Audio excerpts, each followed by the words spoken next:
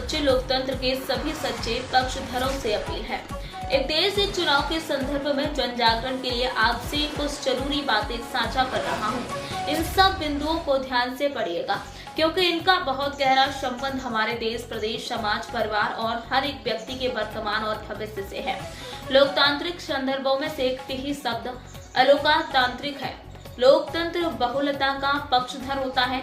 एक ही भावना से दूसरे के लिए स्थान नहीं होता है, जिससे सामाजिक सहनशीलता का हनन होता है। व्यक्तिगत स्तर पर एक का भाव अहंकार को जन्म देता है, सत्ता को तानाशाही बना देता है। एक देश एक चुनाव का फैसला सच्चे लोकतंत्र के लिए घातक साबित हो सकता है। यह देश संघीय ढांचे की एक बड़ी चोट करेगा।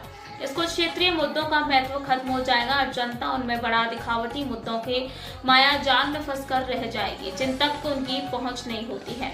हमारे देश में सब राज्य बनाए गए हैं तो ये माना गया है कि एक तरह की भौगोलिक भाषाएं उप सांस्कृतिक पृष्ठभूमि के क्षेत्रों को राजकीय इकाई के रूप में चिन्हित किया जाएगा। इसके पीछे सोच है, इस क्षेत्रों की समस्या और अपेक्षाएं होती है, इसलिए इन्हें एक मानकर नीचे से ऊपर की ओर ग्राम विधानसभा, लोकसभा, राज्यसभा स्तर तक जनप्रतिनिधि बनाए जाए। इसके मूल के स्थानीय से लेकर क्षेत्रीय सरोकार सबसे ऊपर थे। एक देश एक चुनाव का विचार, इसमें लोकतांत्रिक व्यवस्था को ही पलटने का षड्यंत्र है।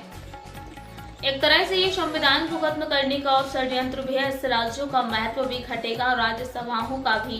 कल का ये भाजपा वाले राज्यसभा को भी भंग करने की मांग करेंगे और तानाशाही लाने के लिए नया नारा देंगे एक देश एक सभा। जबकि सच्चाई है कि हमारे यहाँ राज्य को मूल मानने, राज्यसभा को निरंतरता का संवैधानिक प्रावधान है। लोकसभा तो 5 वर्ष तक की समता विधि के लिए होती है।